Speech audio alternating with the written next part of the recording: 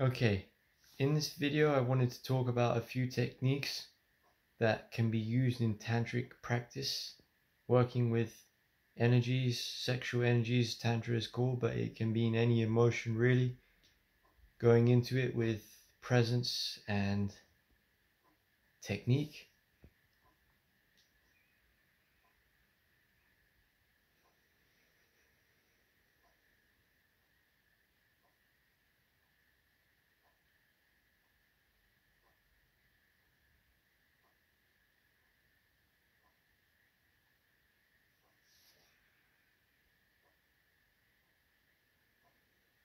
So I wanted to keep this video a little bit simple, share a couple of techniques. The first technique is that the very beginning of when you do this practice could be considered the most important part. So if you do it in a space where the energy is good, there's incense, you can just put incense in your hand. It's clean. Maybe you've got some flowers there. Maybe there's sunlight. You've been playing good music there or something.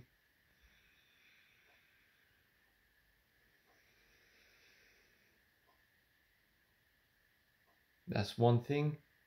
And before you start, you can stand with your feet on the ground, with your spine straight in standing meditation. Maybe your hands on your stomach, or with your knees on the floor.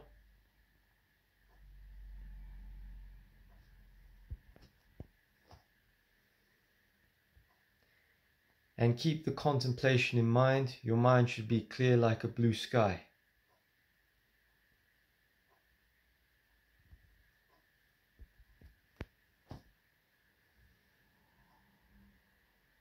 Imagine a blue sky, clear, open, spacious blue sky.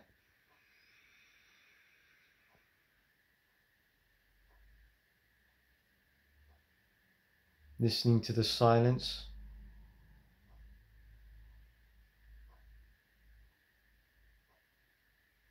And you can keep this phrase in mind. It's a passage from a tantric text. It says, "Though we say space is empty, there is nothing there. You can't say it is like this. Though we say the mind, or oneness, there's a different word for the mind, is sheer clarity, there is nothing there. You cannot say it is like this. Therefore, it includes everything you experience."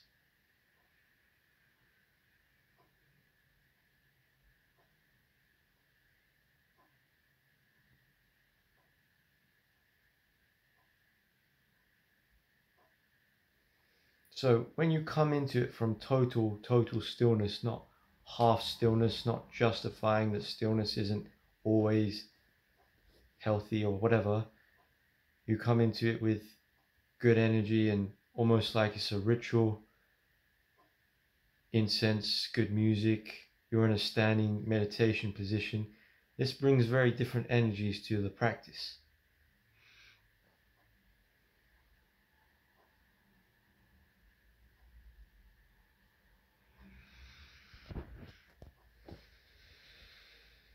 The second thing you can do is to visualize when you're involved in your practice that there's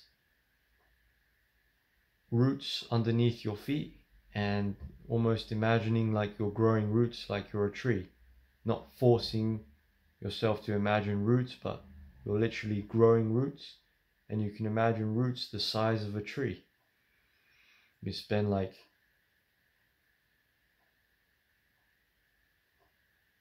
minutes doing this, each direction, going deeper.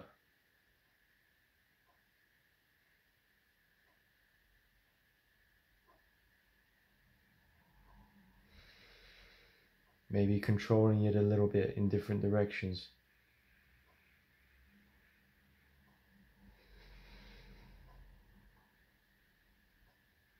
being aware of your feet, your toes, the energy of your feet and your skin in your feet. Here you are very, very grounded rather than just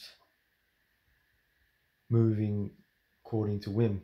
You can even do a Qigong exercise where you have your arms out like you're almost hugging a tree, and you can imagine a pine tree or a birch tree, and you're gently hugging for a minute tree while in a gentle squat position.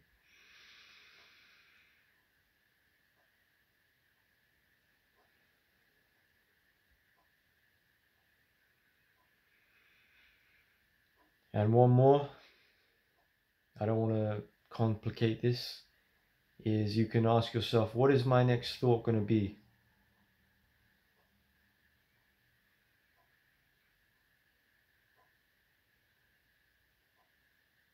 And really pay attention. And at the same time, imagine there's a very bright, luminous ball at the bottom of your spine, but behind the spine, going up to the head.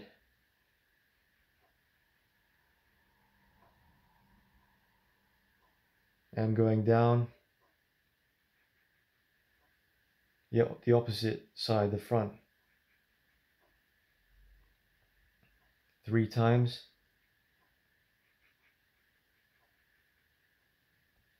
Now you're saying, what is my next thought going to be?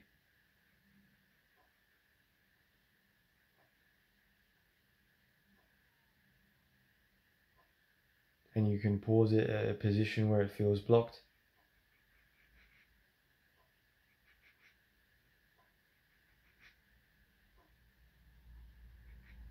And then the opposite way 3 times.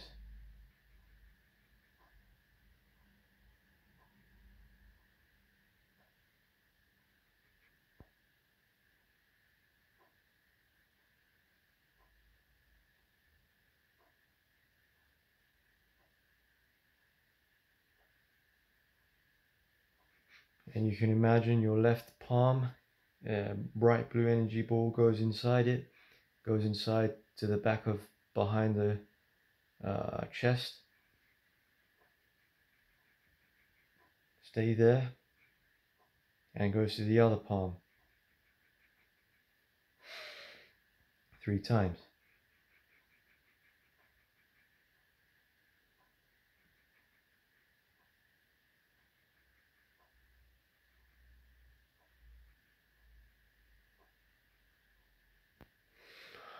What is my next thought going to be?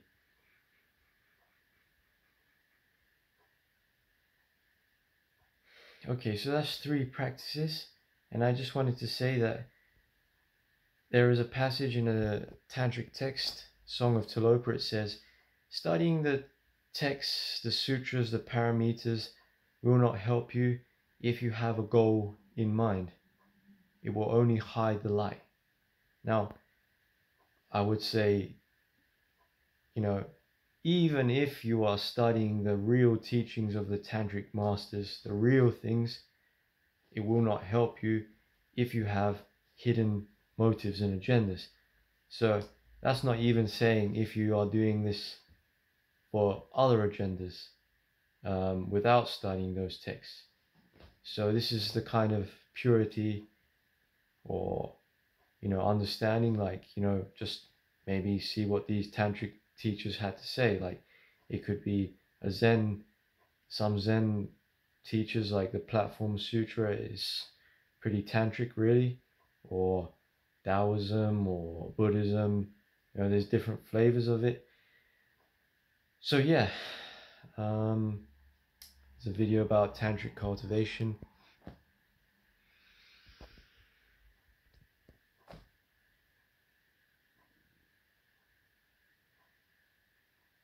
And